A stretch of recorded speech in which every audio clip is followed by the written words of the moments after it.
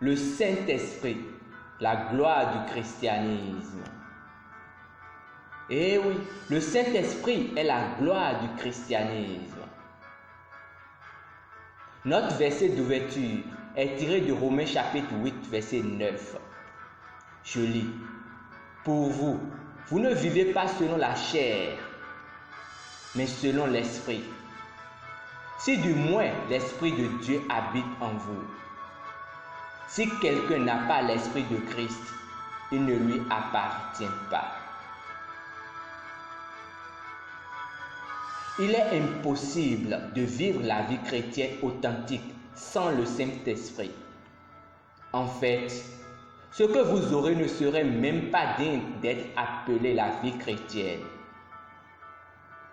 Le Saint-Esprit est la gloire du christianisme.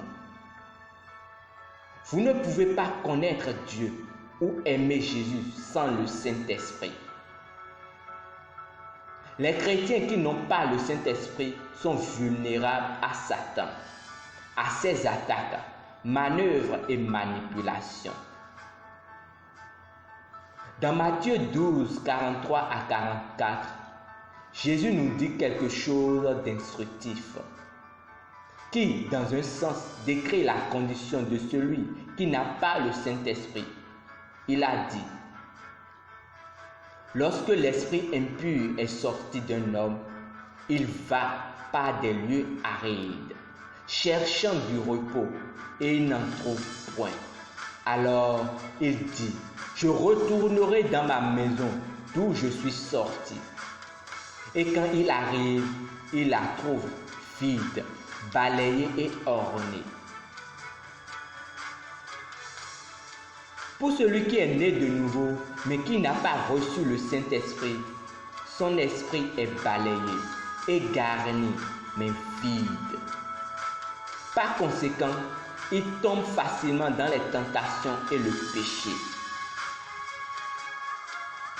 Il serait incapable de contrôler ses appétits charnels ou de se retenir du mal. Ce n'est que par le Saint-Esprit que vous pouvez modifier, mortifier les transactions du corps et ses désirs charnels. Si vous vivez selon la chair, vous mourrez. Mais si par l'Esprit, vous faites mourir les actions du corps, vous vivrez. Romains chapitre 8, verset 13. Sans le Saint-Esprit, vous ne pouvez pas avoir le caractère de Christ. Jésus devrait avoir le Saint-Esprit. Les apôtres devaient avoir le Saint-Esprit. La vie sans le Saint-Esprit est dépourvue de sens. Si vous n'avez pas reçu le Saint-Esprit, faites-le tout de suite. Dites simplement: béni Saint-Esprit, je te reçois maintenant dans mon esprit. Et immédiatement, commencez à parler en d'autres langues.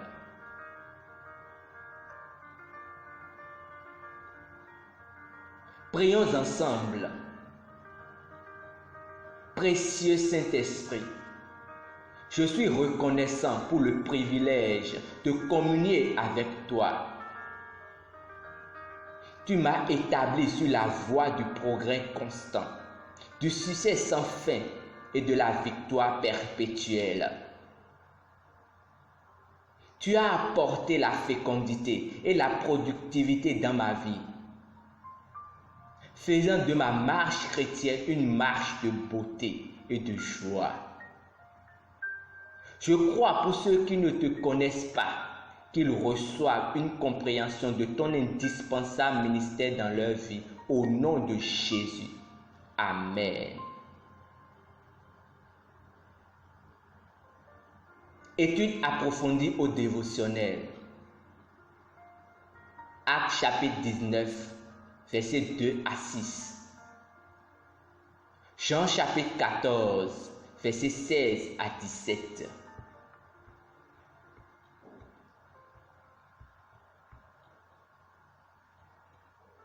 Nous espérons que vous avez été bénis par ce dévotionnel. Nous vous invitons à faire de Jésus-Christ le Seigneur de votre vie en priant ainsi. Ô Seigneur Dieu, je crois de tout mon cœur en Jésus-Christ, Fils du Dieu vivant. Je crois qu'il est mort pour moi et Dieu l'a ressuscité des morts. Je crois qu'il est vivant aujourd'hui. Je confesse de ma bouche que Jésus-Christ est le Seigneur de ma vie à partir d'aujourd'hui. Par lui et en son nom, j'ai la vie éternelle. Je suis né de nouveau. Merci Seigneur d'avoir sauvé mon âme. Je suis désormais un enfant de Dieu. Alléluia. Félicitations. Vous êtes désormais un enfant de Dieu. Pour recevoir plus d'informations sur comment vous pouvez grandir en tant que chrétien, veuillez nous contacter à l'une des adresses ci-dessous dans la barre de description. Et pour vous qui aimeriez demeurer dans la parole de Dieu, nous vous proposons un planning de lecture que vous découvrirez aussi dans la barre de description.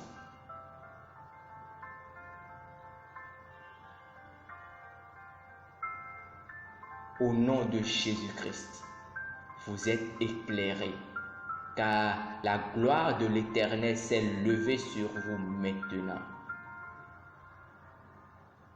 Au nom de Jésus le Christ.